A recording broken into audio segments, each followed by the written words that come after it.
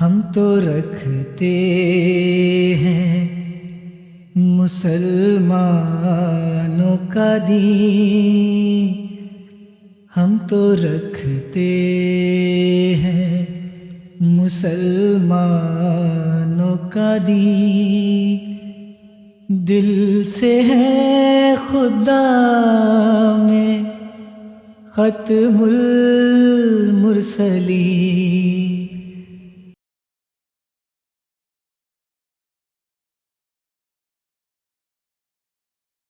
سب دیکھنے اور سننے والوں کی خدمت میں محبت بھرا سلام۔ ہمارا آج کے پروگرام کا موضوع ہے احمدی مسلمانوں کی ختم نبوت کے متعلق دلیل میں کافی وزن ہے۔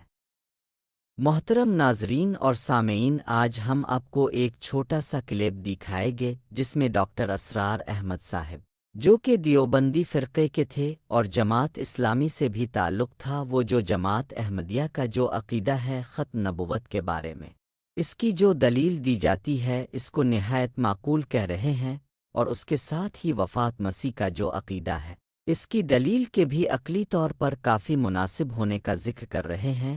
تو آئیے ویڈیو دیکھتے ہیں۔ دیکھیے، غلام احمد قادیانی نے اپنے فتنے کا آغاز کہاں سے کیا تھا یہ سمجھ لیجئے۔ پہلے وہ ایک مناظر تھے، بہت اچھے مناظر، غلام احمد قادیانی تھا کہنا چاہیے، غلطی سے طے کے بیٹھا ہوں۔ آریہ سماجیوں سے مناظرے کیے، عیسائیوں سے مناظرے کیے، مناظروں میں فتح حاصل کی، مسلمانوں کی آنکھوں کا تارا بن گئے، محبوب ہو گیا۔ اس کے بعد اس نے ایک فتنہ چھوڑا، ایک شوشہ چھوڑا، نبوت اور وحی تو رحمت ہے، رحمت کیسے بند ہو سکتی ہے؟ وحی تو انسانوں کی ہدایت کے لیے ہے، انسان ختم نہیں ہوئے وحی کیسے ختم ہو جائے گی؟ دیکھیے، بظاہر یہاں دلیل ہے، اٹ اپیئرس کنونسنگ، بات سمجھ میں آتی ہے، یہیں سے یہ حل مل جائے گا آپ کو۔ کیا وجہ ہے کہ بڑے بڑے اعلیٰ تعلیم یافتہ لوگ جو ہیں اس کا شکار بن گئے؟ دنیا میں ایک ہی مسلمان نام کا سائنسدان جو ہے وہ آیا ہے ٹاپ پر، وہ قادیانی۔ ایک ہی مسلمانوں کا نام رکھنے والا جو ہے وہ international court of justice Hague کا جو ہے جج بنا ہے، وہ کون؟ قادیانی۔ ڈاکٹرز قادیانی، انجینئرز قادیانی، بڑے بڑے۔ یہ کیوں؟ یہ بات ایسی تھی کہ جو بظاہر دل کو اپیل کرتی ہے کہ جب حضرت آدم سے کہا تھا اما یاتینکم منی ھدی فمن تبع ھدایا فلا خوف علیہم ولا هم یحزنون، انسانوں کی ہدایت کے لیے وحی کا راستہ کھولا گیا، ابھی انسان ختم نہیں ہوئے، وحی کا کیسے دروازہ بند ہو جائے گا؟ اجرائے وحی کا پہلے شوشہ چھوڑا، اور جب وحی جاری ہے تو نبوت جاری ہے، لہذا پھر آخر میں آ کے نبوت کا دعویٰ کر دیا۔ اس نے ایک مسئلہ اور استعمال کیا، یہ اصل میں چالاک اور ہوشیار لوگوں کے معاملات ہوتے ہیں۔ عوام الناس کی نفسیات کو متاثر کرنے کے لیے ایک اور شوشہ چھوڑا۔ دیکھو یہ کیسے ہو سکتا ہے، ہمارے نبی حضرت محمد صلی اللہ علیہ وسلم وہ فوت بھی ہو گئے، دفن بھی ہو گئے، زیر زمین دفن ہے، اور عیسیٰ ابن مریم وہ آسمان پر اٹھا دیے گئے، وہ آسمان پر ہے، کیسے ہو سکتا؟ اب عام مسلمان کے لیے اس میں بھی ایک اپیل ہے کہ اس میں تو گویا کہ ثابت ہوا کہ حضرت عیسیٰ ابن مریم جو ہے وہ افضل ہو گئے محمد سے صلی اللہ علیہ وسلم۔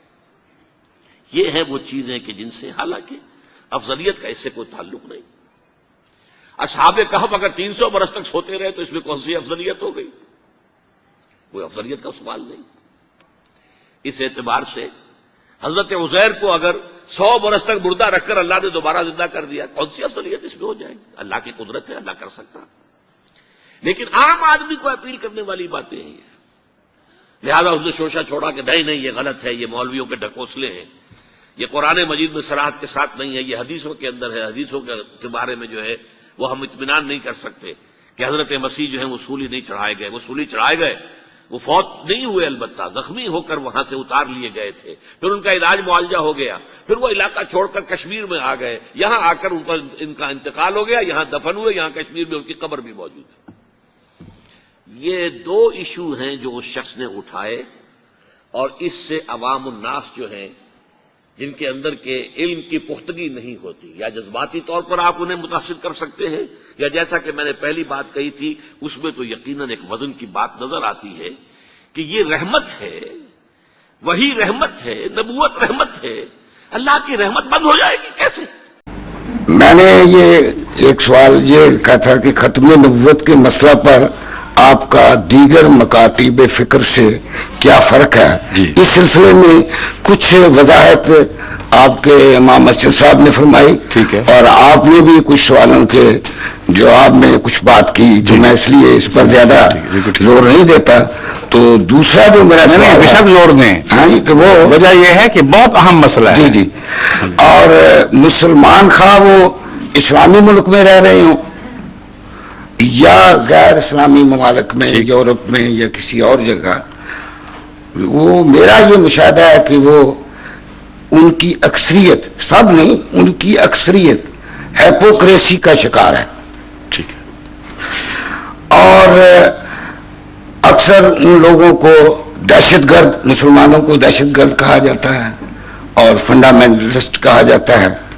تو میں آپ کی خدمت میں اس مسئلے کے لیے، آپ نے کوئی اس کے لیے کوئی منصوبہ بنا رکھا ہے آپ کی جماعت نے، یا اس کے لیے کیا ہے؟ عرض کرتا ہوں، یہ میرا شکریہ بہت بہت۔ یہ دونوں سوال بڑے عمدہ ہیں، یہاں بے شک اب بیٹھ جائیں یا کھڑے رہیں، آمنے سامنے بات رہے گی۔ ہاں، پہلے سوال کے جواب میں ایک بات میں جو آج کل سمجھانے کی کوشش کرتا ہوں، اور بہت سے ایسے مسلمان جن کو زیادہ قرآن کریم اور حدیث کا علم نہ ہو، وہ اس جواب کو نسبتاً جلدی تسلیم کر لیتے ہیں، وہ میں آپ کے سامنے بھی رکھتا ہوں۔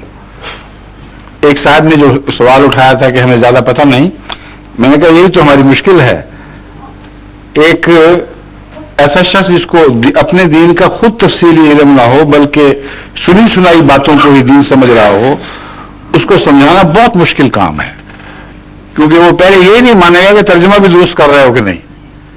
یہ مشکلات ہیں، اس لیے یہ ایک ایسا طریق اختیار کرنے کی کوشش کی ہے میں نے جس میں ترجموں کی بحث ہی اٹھ جائے، سیدھی ساری دو ٹوک بات ہو۔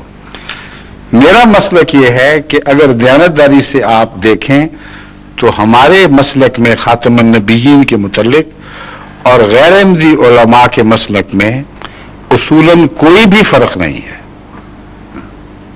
100% ایک مسلک ہے۔ فرق ہے تو تعین میں فرق ہے، یہ وہ امام ہے کہ نہیں جس نے آنا تھا، یہ فرق ہے صرف، حقیقت میں کوئی فرق نہیں۔ اس کی وجہ یہ ہے کہ تمام علماء جو جماعت احمدیہ کو کہتے ہیں، انہوں نے محمد رسول اللہ علیہ وسلم کے بعد ایک نئی نبی کی آمد کے تصور سے، خواہ امتی ہی اس کو کہتے ہوں، امت میں خلل ڈال دیا اور تاج محمد مصطفیٰ کو چھین کر ایک ایسے شخص کے سر پر رکھ دیا جو جھوٹا اور افترا کرنے والا تھا، اور یہ بے غیرتی ہم برداشت نہیں کریں گے، امت محمدیہ کسی قیمت پر اس کو قبول نہیں کر سکتی، یہ ان کا مولویوں کا اعلان ہے۔ اور آپ نے جو بات کی کہ اکثریت منافق ہو چکی ہے، یہ ان پر بھی صادق آ رہی ہے، کیونکہ میں ابھی ثابت کرتا ہوں کہ خود ان کا یہ عقیدہ ہے کہ آن حضرت صلی اللہ علیہ وآلہ وسلم کے خاتم النبیین ہونے کے باوجود ایک آنے والا مسیح ایسا آئے گا جو نبی اللہ ہوگا، اور جو اس کی نبوت کا انکار کرے گا وہ دار اسلام سے نکل جائے گا، اور اس کا نام ہے مسیح ابن مریم۔ یہ درست ہے یا غلط ہے؟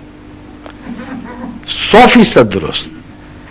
یہ تمام انبیاء جو خاتم النبیین کی یہ تشریح کر کے ہم پر الزام لگاتے ہیں، وہ متفق ہیں اس بات پر کہ خاتم النبیین کے باوجود اس معنی میں کہ اب کبھی کوئی نبی نہیں آئے گا، عیسیٰ علیہ السلام مستثنا ہیں، وہ ضرور دوبارہ آئیں گے اور تاج محمد مصطفیٰ سر پر رکھیں گے، یہ بھی مانتے ہیں۔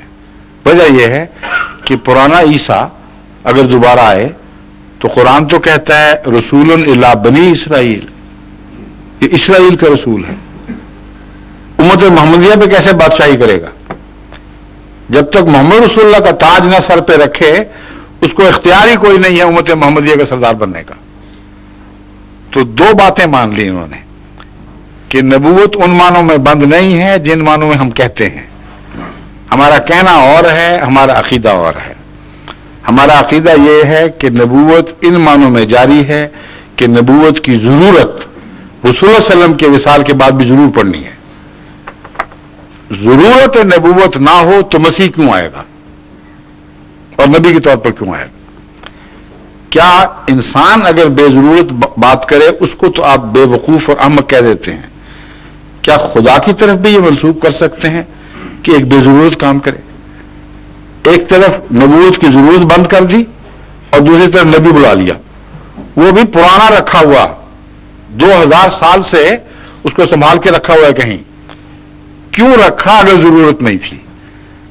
تو ضرورت بھی مان گئے اور نبی کا آنا بھی مان گئے. ایک صرف عذر پیش کرتے ہیں جو اختلاف ہے، وہ صرف اتنا کہ پرانا آئے گا یا نیا آئے گا. آئے گا تو ضرور. وہ کہتے ہیں نیا نہیں آ سکتا، اس سے ختم نبوت ٹوٹے گی. اور اسی مسئلے کا حل تو اللہ نے کیا ہے کہ نیا آنا بند کر کے اللہ کو یاد آیا کہ ضرورت تو پڑ جانی ہے، میں بند کر بیٹھا ہوں، تو کیا کریں؟ تو اللہ نے پہلے سے سوچ رکھا تھا کہ پرانے مسیح کو زندہ رکھ لوں گا، جب ضرورت پڑے گی تو اس کو لے آؤں گا. حکومت دیکھو ختم نبوت نہیں ٹوٹی، وہ دوسری طرف سے آ گیا ہے، پہلے کو دوبارہ بلا لیا. یہ عقیدہ ہے، بین ہی یہی عقیدہ ہے جو آپ کی نمائندگی میں، آپ معصوموں کی نمائندگی میں جن کو پتہ ہی نہیں کہ کیا ہو رہی ہے بات، مولوی کہتے ہیں یہ درست اسلامی عقیدہ ہے. ہم کہتے ہیں یہ غلط ہے. اصل بات یہ ہے ختم نبوت جن معنوں میں تم مانتے ہو تب ثابت ہو سکتی ہے کہ نبوت کی ضرورت بند ہو جائے. اگر نبوت کی ضرورت بند ہو جائے تو پھر نہ پرانے نبی کی ضرورت ہے نہ نئے نبی کی ضرورت ہے. اگر بند نہیں ہوئی، ضرورت بند نہیں ہوئی، تو بند کرنے والا ظالم ہو جائے گا. دنیا کو محتاجی ہے اور کسی نے بند کر دی ہے. پیاسوں کے لیے پانی بند کرنا تو بڑا ظلم ہے.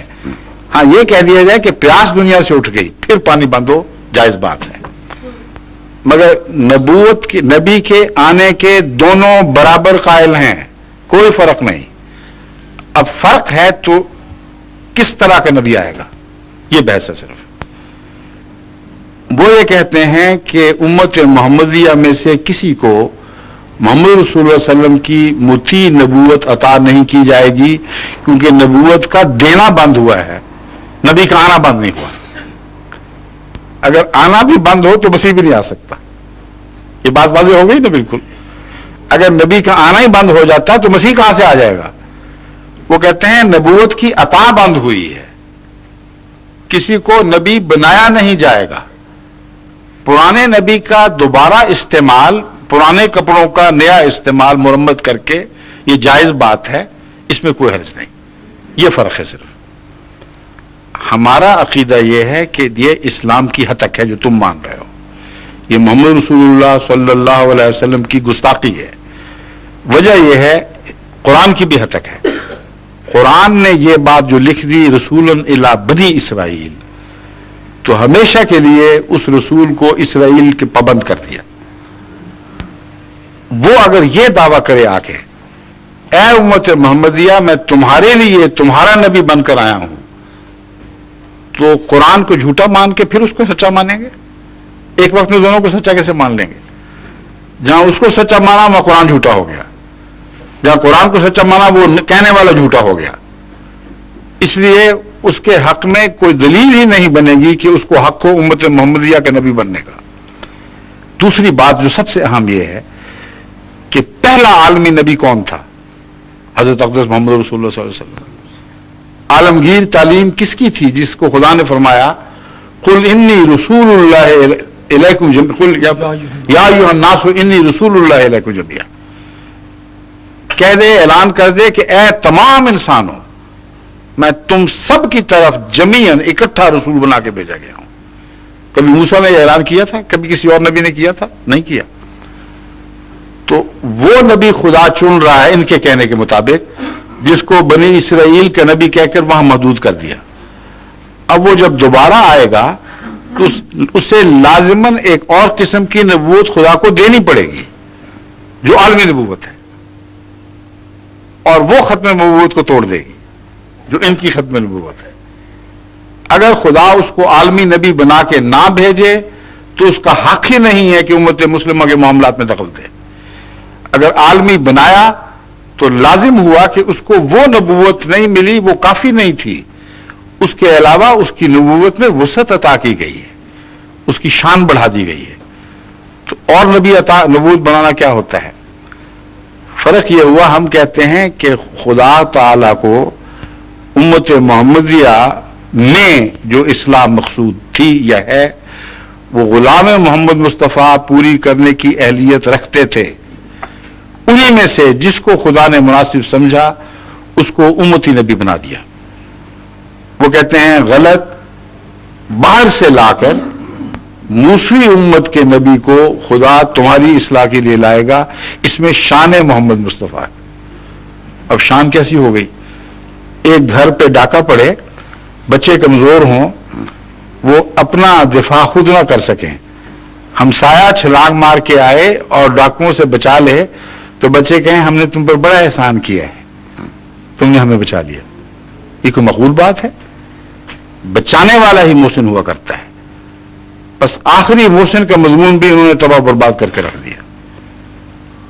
فیض کا آخری چشمہ محمد رسول اللہ ہے اور قرآن ہے, اور ممکن نہیں کہ کوئی پرانا نبی فیض رسانی کے لیے محمد رسول اللہ کے بعد آئے, اور جو آپ کے سر چشمے سے ہی فیض یافتہ ہو, آپ ہی کا نور جاری کرے, وہ نبی ہو یا غیر نبی ہو, وہ ایک ہی بات ہے, بادشاہ کا خادم ہے.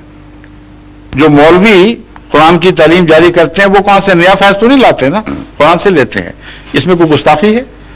جو ولی کرتے ہیں وہ بھی یہی کام کرتے ہیں, جو قطب کرتے ہیں وہ بھی یہی کام کرتے ہیں, صدیقوں نے بھی یہی کام کیا. تو اگر امتی نبی وہی کام کرے تو گستاخی کیسے ہو گئی؟ اس نے تاج نہیں چھینا, مسیح اگر آئے گا تو وہ تاج چھینے گا. دوسری بات یہ میں عرض کرتا ہوں کہ مہدی کے متعلق وہ کہتے ہیں مہدی تو ہم مان سکتے ہیں, بعض کہتے ہیں مہدی تک تو ٹھیک بات تھی اگرچہ اس میں بھی شک ہے, مگر نبی اللہ کیسے ہو گیا؟ چنانچہ ایک فرقہ ہمارا ہی, یہ ایک احمدیت کا فرقہ لاہوری فرقے کے نام سے آج بھی جاری ہے, جو کہتے ہیں کہ امام مہدی تک ہم جائیں گے, آگے نہیں بڑھیں گے. مسیح مان لیں گے نبی کے بغیر, امام مہدی مان لیں گے نبی کے بغیر. اول تو جب مسیح مانا اور نبی نہ مانا تو رسول اللہ علیہ وسلم کے اس فرمان سے باہر نکل گئے کہ آنے والا مسیح نبی اللہ ہوگا. رسول اللہ علیہ وسلم کا بھی انکار ہو گیا. دوسری بات یہ کہ مہدی بغیر نبوت کے ہو ہی نہیں سکتا, عقل کے خلاف بات ہے. انہی علماء سے آپ خود یہ سوال کر کے دیکھ لیجئے, وہ آپ کو وہی جواب دیں گے جو میں ان کی طرف سے آپ کو اب دیتا ہوں. آپ ان سے پوچھیں کہ جناب مرزا صاحب تو جھوٹے ہو گئے, کوئی امام مہدی آئے گا کہ نہیں آئے گا؟ انتظار میں عمریں گزر گئی, نسلیں تباہ ہو گئیں, آئے گا کہ نہیں آئے گا؟ کیا جواب دیں گے؟ نہیں آئے گا. میں بھی منتظر کا قائل ہوں. ہاں بالکل, جعفریہ سے تعلق ہے. میں سمجھ رہا ہوں آپ کا جس فرقے سے بھی تعلق ہو, اس بارے میں اتفاق ہے, امام مہدی ضرور آئے گا, درست ہے نا. لیکن آپ نے جو عیسیٰ علیہ السلام کے بتایا وہ سنیوں کا اعتقاد ہے, ہمارا یہ اعتقاد نہیں ہے. نہیں, میں آپ کو بتاؤں گا, آپ کا بھی ہے. نہیں, میں آپ کو بتا دوں گا, ابھی ثابت کر دیتا ہوں. میرا ذاتی طور پر ذاتی نہیں, آپ کا ہو یا نہ ہو, شیعوں کا اعتقاد ہے. اس لیے کہ وہ مانتے ہیں کہ پہلے امام مہدی ظاہر ہوگا, پھر مسیح آسمان سے اترے گا, اور اس میں تمام ائمہ کی گواہی موجود ہے.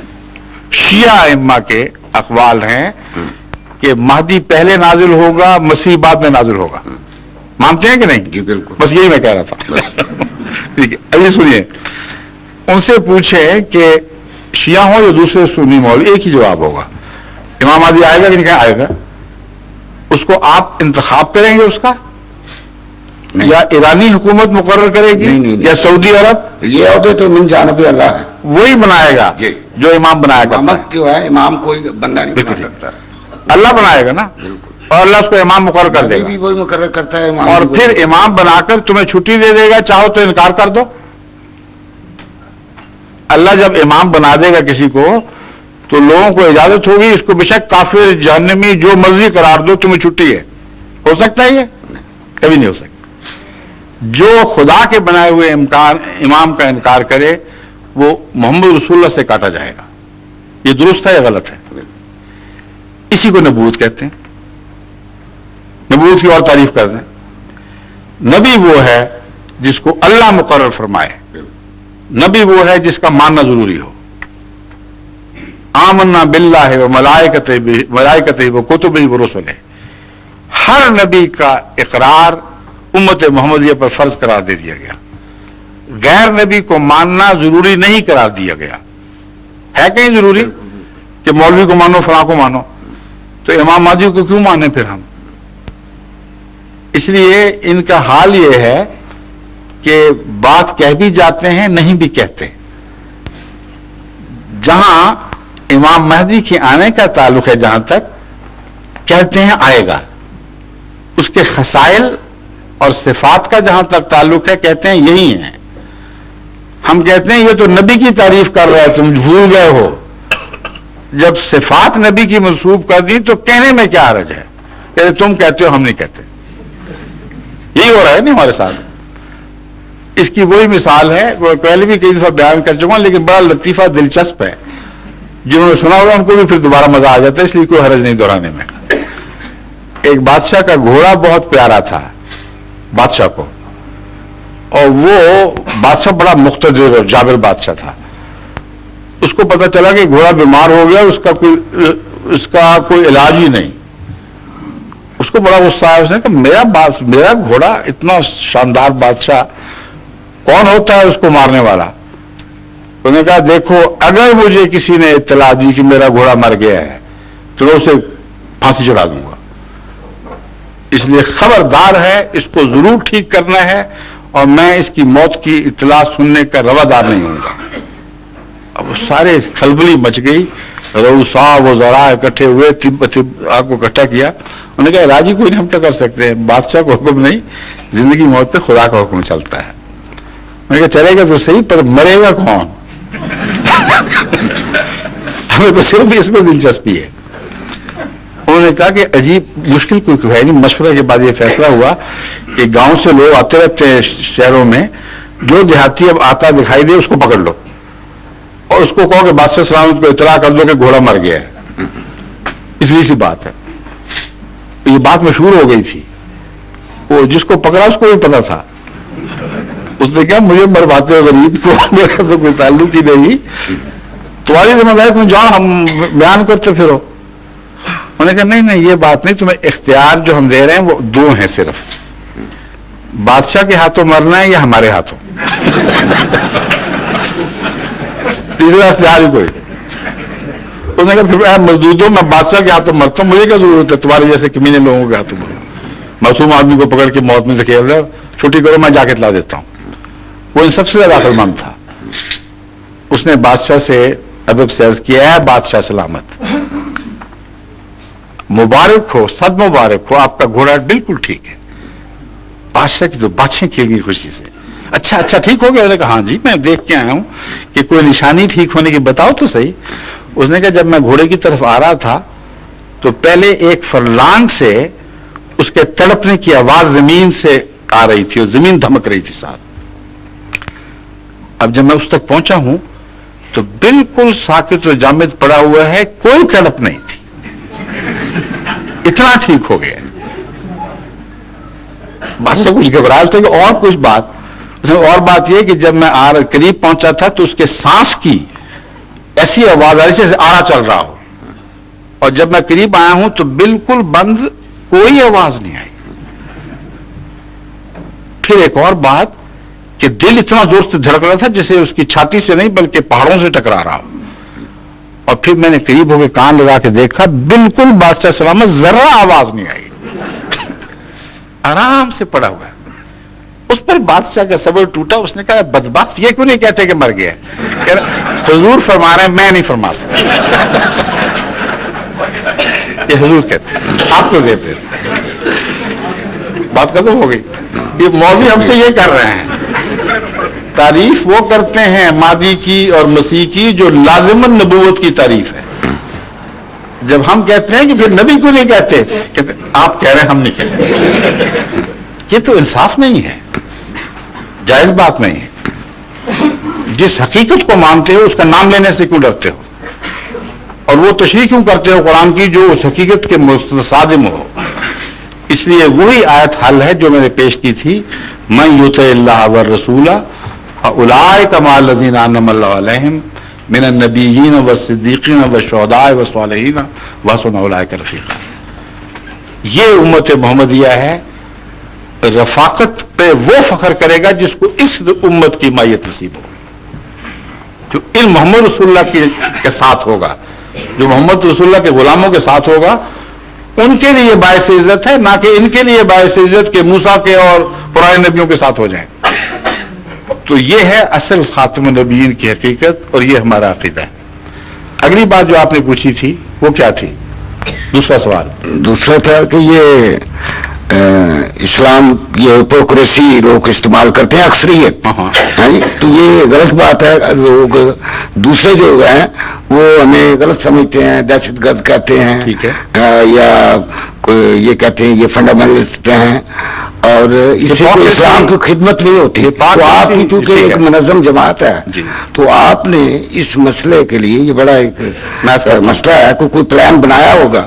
کوئی پلان جو ہے بس سمپل سادہ سا ہے، وہ اس کو مانتے نہیں، ہپوکریسی میں غرق ہو جاتے ہیں. بات یہ ہے میرے نزدیک اسلامی تعلیم واقعتاً عالمی ہے، اور اسلامی تعلیم پر عمل کرنے سے مسلمان اور کسی ملک کی حکومت میں تصادم نہیں ہو سکتا. اگر اس کے باوجود تصادم ہو تو لازماً دنیا کی کانشنس، دنیا کا ضمیر اسلام کو سچا کہے گا، اس حکومت کو جھوٹا کہے گا. مثلا نماز ہے، روزہ ہے، سچائی ہے، غریب کی ہمدردی ہے، حج کرنا، یہ عبادت کے دوسرے طریقے، روزے رکھنا وغیرہ، زکوٰۃ دینا. کیا دنیا کی کوئی حکومت ہے جو روکے کہ تم نے یہ کام نہیں کرنا؟ ہے کوئی؟ نہیں. پاکستان کی ہے، احمدیوں کو نہیں کرنے دیتے، جبکہ خدا نے اجازت نہیں دی کسی کو. میں ضمن بات بتا رہا ہوں. مگر انسانی ضمیر کہتا ہے، پاکستان کی جو مرضی کرتی پھرے، کہ یہ وہ حقائق ہیں جن کو خدا نے بنیادی انسانی حقائق قرار دیا ہے، اور کوئی شخص ان سے روگردانی نہیں کر سکتا، نہ کسی کا حق کے دخل دے. تو اگر یہ مولوی جب انگلستان تشریف لاتے ہیں جو کہتے ہیں تلوار اٹھاؤ اور ان سے لڑ پڑو، یا ہندوستان جاتے ہیں تو کبھی انہوں نے یہاں آ کر تلواریں اٹھائی ہیں، یا ہندوستان جا کر تلواریں اٹھائی ہیں کہ نہیں اٹھائیں؟ بتائیے. نہیں اٹھاتے. اس کو ہپوکریسی کہتے ہیں. عقیدہ وہ پیش کر رہے ہیں جس سے کہتے ہیں کہ ہر غیر مسلم حکومت سے تمہارا تصادم ضروری ہے، اور عمل وہ پیش کرتے ہیں جو ثابت کرتا ہے کہ یہ عقل کے خلاف بات کر رہا ہے، یہ ہو ہی نہیں سکتا. اگر یہ اسلامی تعلیم ہوتی تو اسلام عالمی ہو ہی نہیں سکتا تھا. جس ملک میں پھیلتا وہیں تلواریں نکلاتی، اور وہ معمولی تعداد بڑوں سے بھیڑ کر وہیں ختم ہو جاتی. مگر خدا نے تو یہ تعلیم نہیں دی. اللہ تعالیٰ نے تو یہ تعلیم دی ہے جو تمہارا اولی الامر ہے اس کی بھی بات مانو. اس وقت نہ مانو جب کہ دین میں وہ تم سے اختلاف کرے. سمجھے قرآن کریم فرماتا ہے اطیعوا اللہ و اطیعوا الرسول و اولی الامر منکم فإن تنازعتم فی شیء فردوہ الی اللہ ورسولہ. کہ دیکھو اللہ کی مانو، رسول کی مانو، اور جو تم میں حاکم ہے اس کی مانو. اور اگر اختلاف ہو تو پھر دین کے معاملے میں اللہ اور رسول سے فتویٰ لو، حاکموں کی بات نہ ماننا. پھر کیسی عالمگیر تعلیم ہے، اور اس کے ہوتے ہوئے کسی جبر کی ضرورت ہی کوئی نہیں. عملاً یہ یہی کرتے ہیں، دنیا میں جہاں رہتے ہیں وہاں ان کے قوانین سے بھی فائدہ اٹھاتے ہیں، جھوٹ بول کے بھی اٹھا لیتے ہیں، داؤ پیچ کر کے بھی وہ جھوٹے آدمی اسمگل کرنے کی خاطر بھی اس میں کھا کے فائدے اٹھا لیتے ہیں۔ وہ اسلام اجازت دیتا ہے، غیر کی روٹی مانگ کے کھانے کی اجازت دیتا ہے، مگر ساتھ یہ بھی ہے کہ جیب میں چھرا ضرور رکھنا، داؤ لگ جائے تو بے شک بھونک دینا۔ وہ اسلام اجازت دیتا ہے کہ غیر مسلم کو قتل کر دو۔ ان کا عقیدہ منافقانہ ہو گیا ہے، میں یہ سمجھانا چاہتا ہوں۔ اس لیے منافقت کا حل اس وقت تک نہیں ہو سکتا جب کہ عقیدے کی منافقت دور نہ کی جائے اور دوگلا پن عقائد سے نہ دور کیا جائے۔ اس پہلو سے جماعت احمدیہ عالمی جدوجہد کر رہی ہے۔ ہم رسائل، اخبار، کتابیں شائع کر رہے ہیں، بیانات میں یہ بات کہہ رہے ہیں کہ اسلام تو ایسا مذہب ہے جس میں کوئی دوگلا پن نہیں ہے، اسلام انسانی شرافت کی حفاظت کرتا ہے، اسلام ملک کی قوانین کی قدر کرتا ہے، مسلمانوں کو تعلیم دیتا ہے کہ قوانین کے دائرے میں رہتے ہوئے بہترین نمونے دکھاؤ۔ ہاں اگر تمہارے مذہب میں کوئی دخل دے تو خدا کو مانو اور بندوں کی بات چھوڑ دو۔ یہ تعلیم جماعت احمدیہ ہر جگہ پھیلا رہی ہے۔ میں نے ایک کتاب لکھی تھی مذہب کے نام پر خون، اس کو آپ پڑھ کے دیکھ لیں، اس میں بھی دلائل کے ساتھ اس بات کو ثابت کیا ہے۔ تو ہم تو جبر کے قائل ہی نہیں ہیں، ہم زبردستی اصلاح کیسے کر سکتے ہیں؟ ہاں دلائل کے ذریعے قرآن حدیث کے حوالوں سے شرافت کے نام پر اپیلیں کر کر کے ہم رائے عامہ کو تبدیل کرنے کی ضرور کوشش کر رہے ہیں۔ شکریہ شکریہ۔ شکریہ۔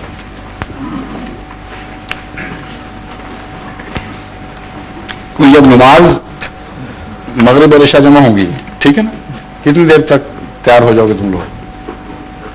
10 منٹ؟